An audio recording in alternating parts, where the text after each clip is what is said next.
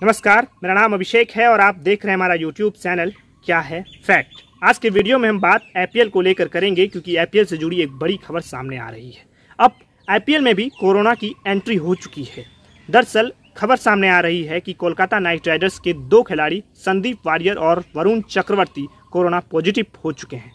आज का मुकाबला Kolkata night Riders versus royal Challengers Bangalore के बीच होने वाला था, जो अब पोस्टपोन्ड हो चुका है। अब इस मैच को रीशेड्यूल किया जाएगा। अब कोलकाता नाइट राइडर्स के जो सारे मुकाबले हैं वो फिलहाल नहीं होंगे जब तक कि कोलकाता नाइट राइडर्स के सभी खिलाड़ी स्वस्थ नहीं हो जाते हैं। खबर तो ये भी आ रही है कि पेट कमिंस भी बीमार चल रहे हैं, लेकिन वो फिलहाल कोरोना के पॉजिटिव नहीं है। पिछले हफ्ते कई खिलाड़ी आईपीएल से नाम वापस ले रहे थे आईपीएल के कोरोना के बढ़ते संक्रमण को देखते हुए, जिसमें कि सबसे पहले नाम आर अश्विन का आया था। उन्होंने कहा था कि उनका निजी मामला है, वो अपने परिवार की सेवा करने के लिए जा रहे हैं क्योंकि उनके परिवार के लोग कोरोना पॉजिटिव हैं, इसलिए वो आईपीएल से नाम वापस ले रहे हैं। ऑस्ट्रेलिया के 3 खिलाड़ी ने भी आईपीएल से नाम वापस ले लिया था, जिसमें कि एंड्रू टाई, एडम जम्पार, रिचर्डसन का नाम शामिल था।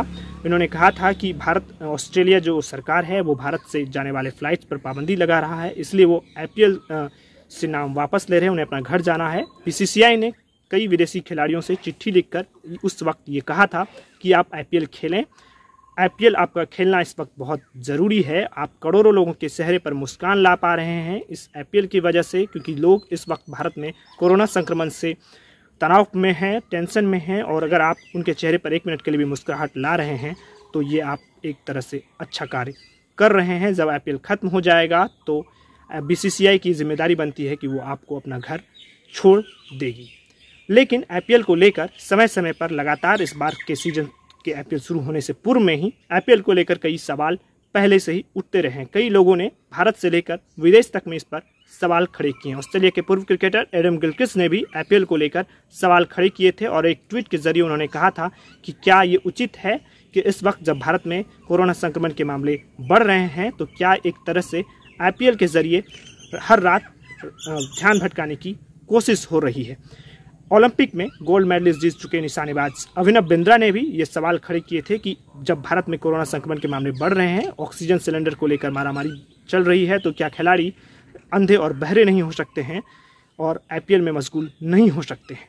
कई लोगों ने इशारों में बीसीसीआई और आईपीएल से पर यह तंज कसा था कि इस वक्त आईपीएल का होना एक तरह से अश्लीलता के बराबर है। कई लोगों ने ये मांग किया था कि आईपीएल और बीसीसीआई को ये चाहिए कि इस वक्त जो भारत में कोरोना संक्रमण के मामले बढ़ रहे हैं, जिस तरीके से ऑक्सीजन की कमी हो रही है, जिस तरीके से लोगों को ज़रूरत है बीसीसीआई को अपना सारा रुपया डोनेट करना चाहिए इन लोगों के प्रति। उस वक्त कई खिलाड़ी सामने भी आए। पैट कमिंस ने डोनेट किया, पीएम केयर्स फंड में डोनेट किया, और उन्होंने कहा कि वो ये रुपया दरअसल इसलिए डोनेट कर रहे हैं ताकि ऑक्सीजन सिलेंडर्स लोगों को मुहैया हो सके। आरसीबी ने भी ये ऐलान किया था कि वो नीली जर्सी पहनकर क्रिकेट मैच खेलेंगे और फिर उसका नीलामी करके वो कोरोना से लड़ाई लड़ने वाले और कोरोना से पीड़ित लोगों के प्रति दान करेंगे।